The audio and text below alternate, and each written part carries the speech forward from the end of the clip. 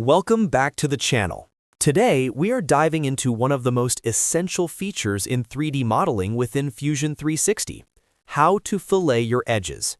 Whether you are creating ergonomic handles, preparing parts for 3D printing, or simply removing sharp, dangerous corners from your designs, filleting is a fundamental skill that every CAD designer needs to master. In this video, I will walk you through the entire process step by step to ensure your models look professional and clean. If this tutorial helps you level up your design game, make sure to hit that like button and subscribe for more Fusion 360 tips. Let us get started. First off, you need to have your model open in the workspace.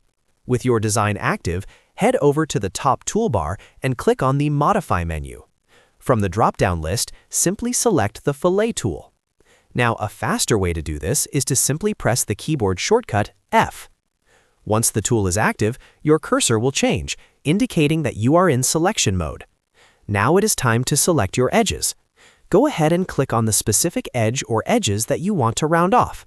You can select multiple edges at once, which is incredibly useful for consistent design. Once your edges are selected, you will see a blue arrow appear on the model near the corner.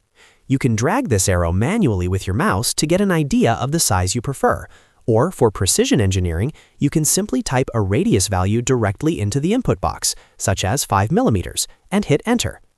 Fusion 360 provides a live, real-time preview of the rounded edge before you finalize the command, which is great for visual verification.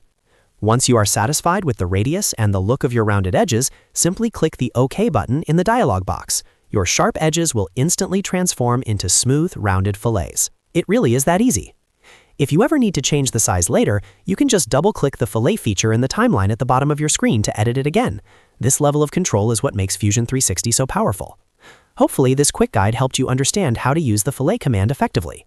If you found this video useful, don't forget to hit that like button, subscribe to the channel, and turn on the bell notification for more future tutorials. Thanks for watching, and I will see you in the next one.